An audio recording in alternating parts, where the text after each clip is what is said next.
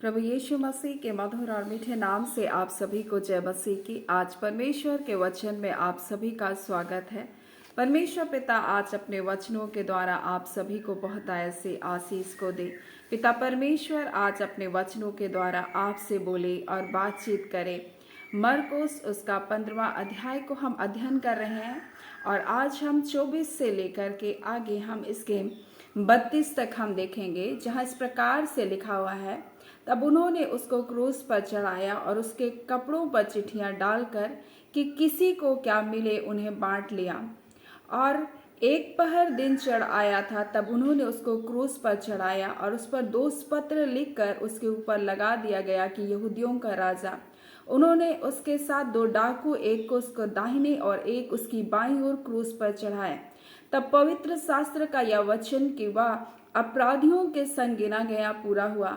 मार्ग में जाने वाले सिर हिला हिलाकर यह कहकर उसकी निंदा करते थे, वह मंदिर को ढाने वाले, 3 दिन में बनाने वाले, क्रूस पर से उतर कर अपने आप को बचा ले। इसी रीति से प्रधान याजक और शास्त्रियों समेत आपस में ठट्ठे में कहते थे, इसने औरों को बचाया पर अपने को नहीं बचा सकता। इज़राइल का राजा मसीह अब क्रूस पर से उतर आए तो हम देखकर विश्वास करें।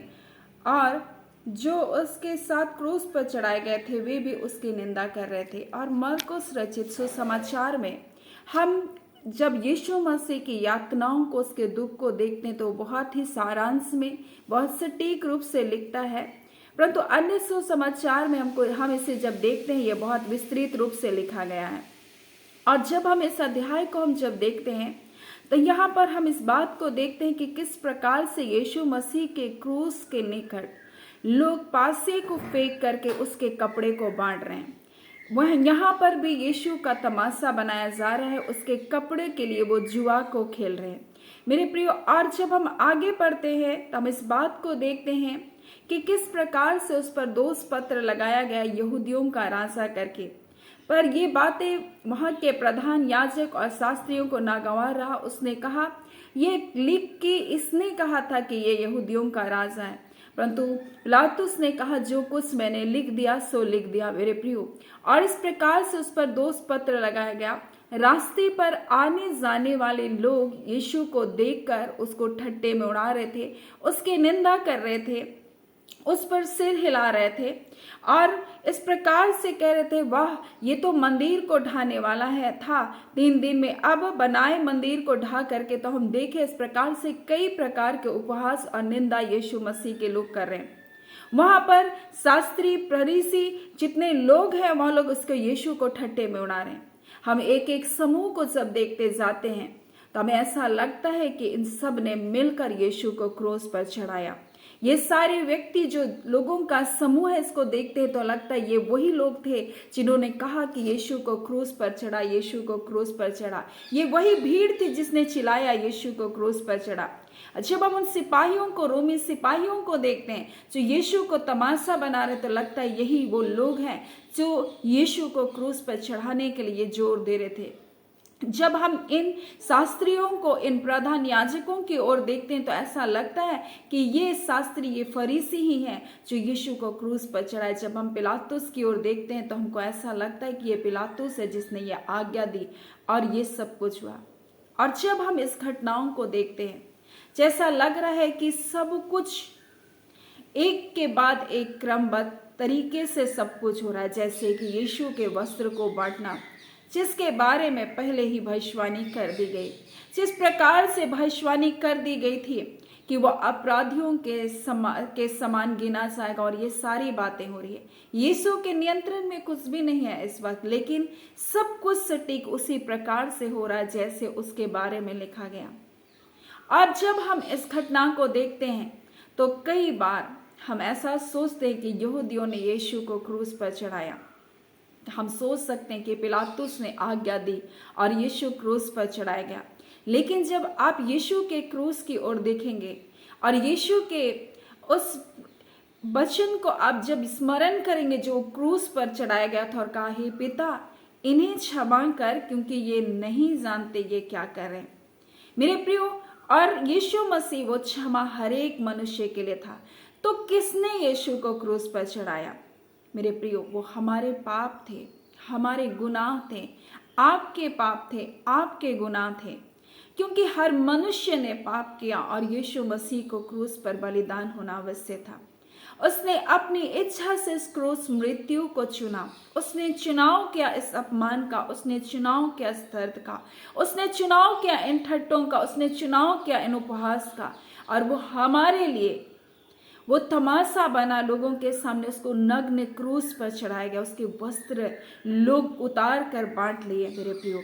और यहाँ पर जब हम देखते हैं कि किस प्रकार से इसके वस्त्र पर चिट्ठी डाली जा रही है, क्योंकि वो वस्त्र को फाड़ कर बांटना नहीं चाहते थे, परंतु आज परमेश्वर अपने वचन के द्वारा हमें क्या बताना चाहता है।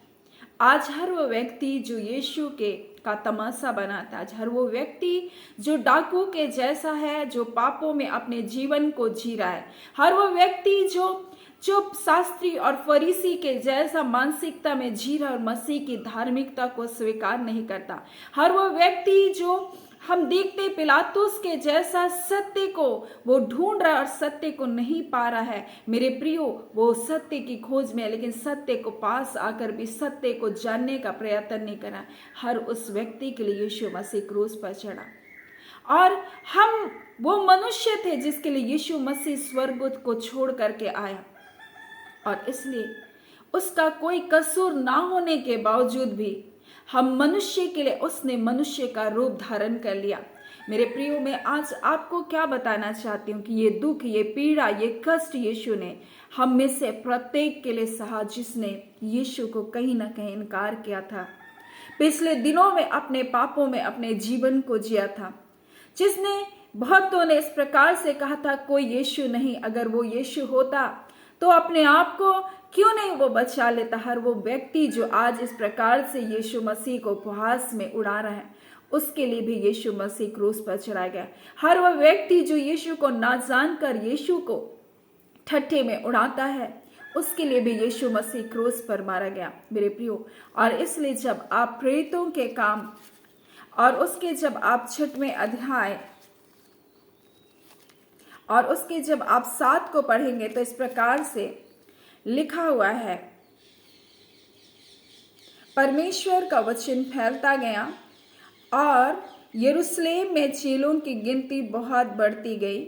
याजकों का एक बड़ा समाज इस मत को मानने लगा। ये वही याजकों का समाज था मेरे प्रियो, जिसने यीशु के विरुद्ध में बलवा किया, यीशु के विरुद्ध में खड़े हुए।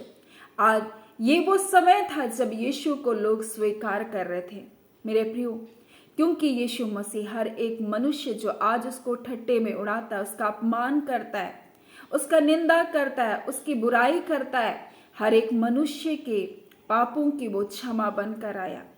हम सब पापों में जन्मे हुए लोग थे और कोई मनुष्य भी पाप ऐसा नहीं कह सकता कि मुझ में कोई पाप नहीं है मेरे प्रियो। हर एक मनुष्य पाप किया और हर एक मनुष्य की पाप की मजदूरी क्या थी? मृत्यु थी। हमारी सजा तय कर दी गई है। हमारी सजा वाकई में इस बात को हमारा न्याय कर दिया गया कि अगर मनुष्य पाप करेगा तो उसका न्याय है, और न्याय क्या है? मृत्यु है। परंतु यीशु मसीह ने आकर के हमारे लिए वो धार्मिकता बना। आज ये जो डाकू थे, ये उसके कपड़े बांट रहे थे, एक ऐसा वस्त्र को बांटने के लिए वो जुआ को खेल रहे हैं जो काई लग जाएगा, जो फट जाएगा, जो खत्म हो जाएगा।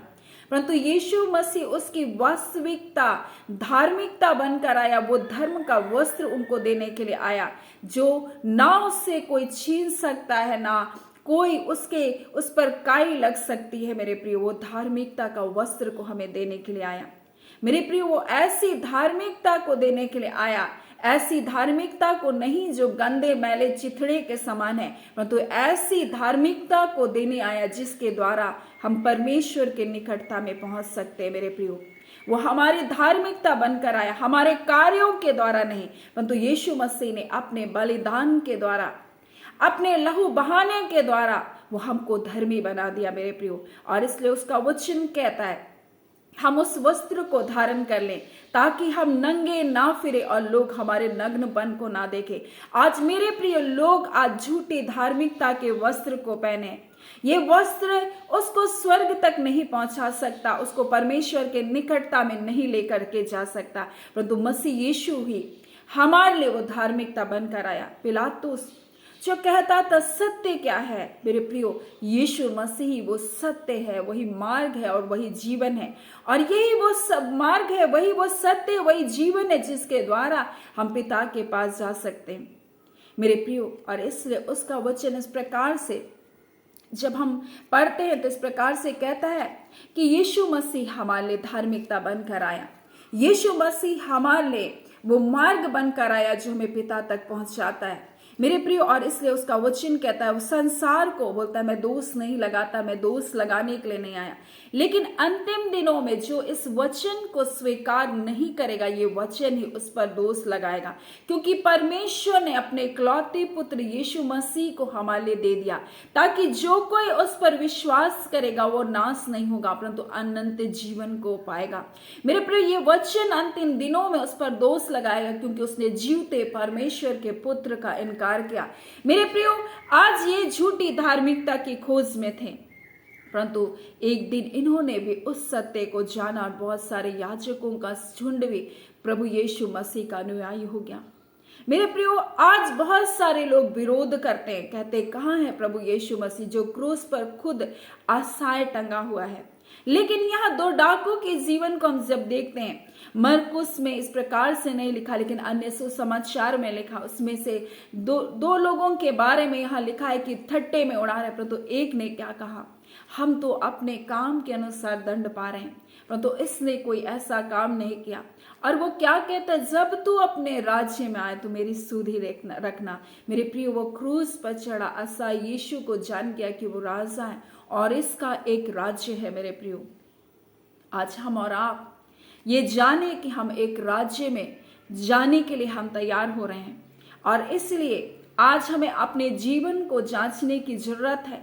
कहीं हम भी अपने जीवन से ऐसा व्यवहार तो नहीं कर रहे, कहीं हम अनादर तो नहीं कर रहे परमेश्वर का, कहीं हम अपमान तो नहीं कर रहे अपने परमेश्वर का। ये ठट्टे में उड़ा रहे थे कई लोग ऐसा कहते मसीह होने पर, कहाँ है परमेश्वर, कोई परमेश्वर नहीं, कोई प्रार्थना को सुनने हारा नहीं मेरे प्रियो। और जब हम उसके वचन की अवहेलना करते हैं, जब हम उसके वचन पर विश्वास नहीं करते, हम उसका अनादर करते हैं मेरे प्रियो। उसका वचन क्या कहता है, परमेश्वर के निकट आने वालों को विश्वास करना चाहिए कि वो है और अपने खोजने वालों को प्रतिफल देता है मेरे प्रियो। वो परमेश्वर है, वो परमेश्वर है, वो आपकी प्रार्थनाओं को सुनने हारा परमेश्वर है, लेकिन आपके अविश्वास के वाक्य, आपका अविश्वास परमेश्वर के कार्य को करने से रोक देता है। वो करना तो चाहता है आपके जीवन में कार्य, वो करना तो चाहता है आपके जीवन में भलाई, लेकिन आपके अविश्वास के वाक्य, आपके निराशा के वाक्य, आपके जो शब्द है मेरे प्रियो वो बहुत प्रभावशाली हैं और वो शब्द आपको परमेश्वर के कार्य को करने से रोक सकता है मेरे प्रियो। परमेश्वर का वचन हमें बड़ी स्पष्टता से बताता, वो हमारे मुख के फल का सृजनहार परमेश्वर है। जब वो संसार में था यीशु मसीह, वो कहता था भूल मैं तेरे लिए क्या करूं मेरे प्रियो।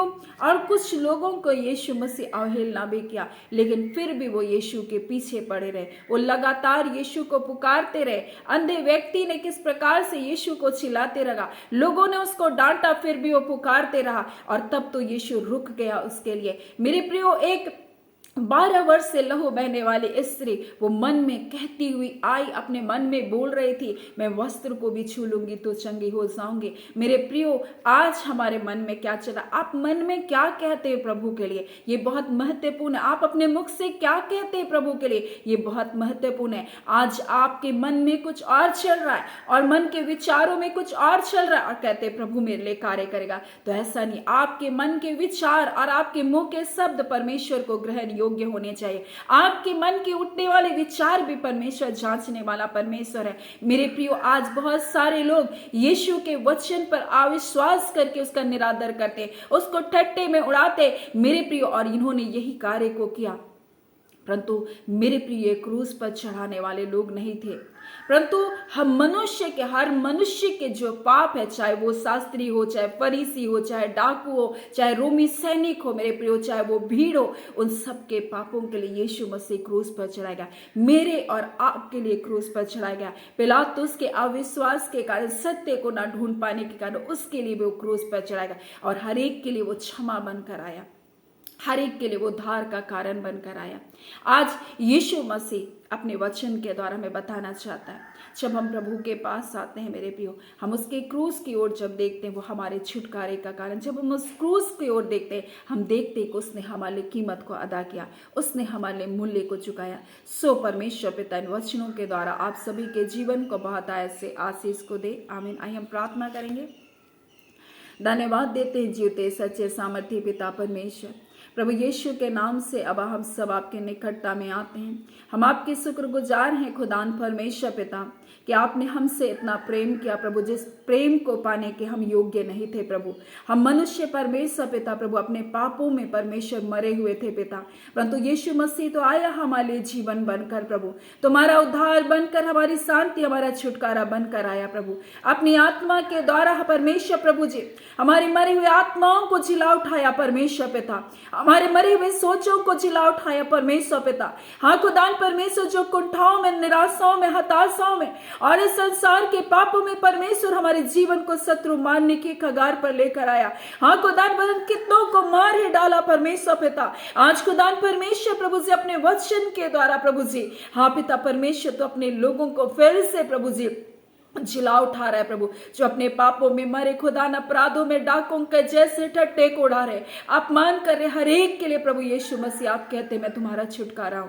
हाँ प्यारे यीशु, और आपने कहा पिता इन्हें क्षमा कर दे क्योंकि ये नहीं जानते। उस डाकू के लिए उस दिन स्वर्ग के दरवाजे के खुलने का दिन हो गया। हाँ पिता, जिसने यीशु को जाना कि वो राजा है प्रभु, आज खुदान परमेश्वर बहुतों के लिए आज परमेश्वर वही दिन होने पाए कि पिता उसके लिए स्वर्ग के दरवाजे खुलने पाए, आज उनके लिए परमेश्वर उद्धार का दिन होने पाए, आज अपने पापों से तौबा का दिन हो जाने पाए। खुदान परमेश्वर मेरे पिता, हम एक एक आत्माओं को परमेश्वर आपके हाथों में सौंपते पिता, एक एक प्रिय जनों को आपके हाथों में सौंपते खुदान परमेश्वर। हर एक पर आपके अनुग्रह, आपकी दया, आपकी कृपा दृष्टि बने रहे। आपका अनुग्रह का हाथ परमेश्वर प्रत्येक के जीवन पर बना रहे, आपका दया, आपका करुणा प्रत्येक के जीवन पर बना रहने पाए। खुदान परमेश्वर पिता, एक एक जनों को अपने लहू में ढांपे, अपने क्रूस की आड़ में रखें। हर बुराई से, पाप से, संसार के जाल और फंदों से, परीक्षाओं से और ऐसी ऐसी बुराइयों से परमेश्वर जो लोगों को विश्वास से भटका देती, उनसे बचा कर रखें। खुदान परमेश्वर पिता, आपके दास दासी, आपके सेवा करने वाले,